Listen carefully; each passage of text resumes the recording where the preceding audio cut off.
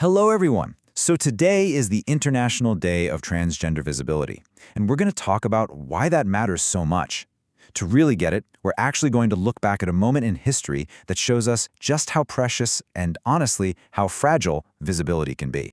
And that brings us to the big question, right? Why is visibility more than just a celebration? Why is it a fundamental defense of freedom itself? And why is this conversation so incredibly critical right now? To find the answer, we're going to travel back in time, about 100 years or so, to the Weimar Republic in Germany.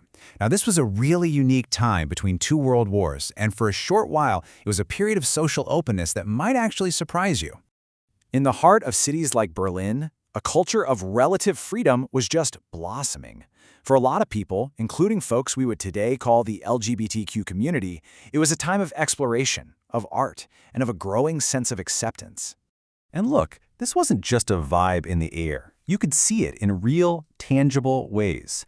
I mean, you had world-famous clubs like the El Dorado, you had pioneering medical centers like Magnus Hirschfeld's Institute, and you even had a form of legal recognition. Police-issued passes that let people express their gender in public without fear of being arrested. This was really happening.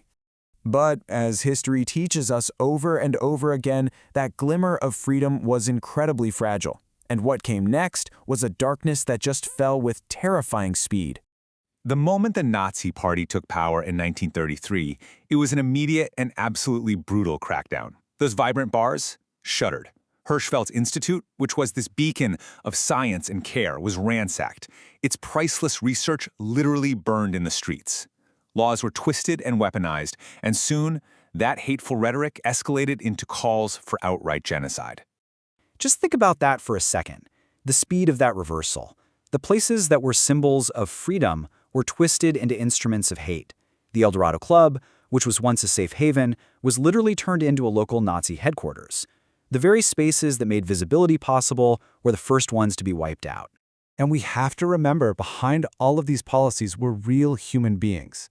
People like Liddy Backroff, who, with incredible courage, looked her persecutors right in the eye and stated exactly who she was, even knowing she was facing mortal danger. Her words are just this profound reminder of the human dignity that was at stake. So you see, this history isn't some distant memory. It is a living, breathing lesson. It shows us exactly why understanding matters, why being precise matters, and all of that, it really starts with the words we choose to use. You know, this isn't an abstract issue at all. We're talking about our neighbors, our friends, our family members.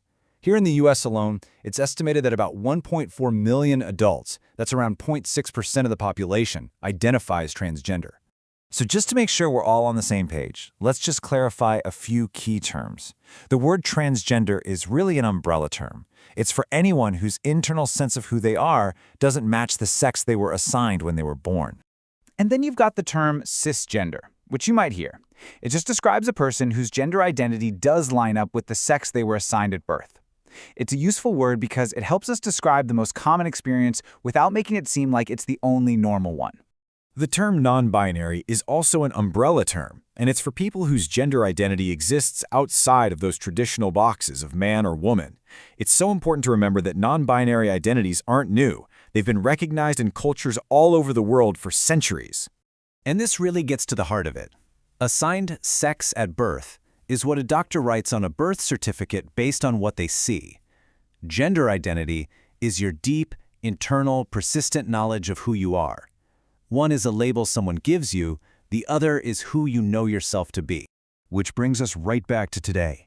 It brings us back to our role, right here in our community, and how we can make sure that history's darkest lessons about erasing freedom and targeting minorities are never, ever repeated. This principle right here, it's rooted in dignity, privacy, and support, is the absolute bedrock of being a meaningful ally. It's not just about being nice, it's a real commitment to protecting people from being mistreated. So what can we actually do? Well, here are 4 really simple but powerful steps. First, listen and respect. You don't have to understand everything to respect someone.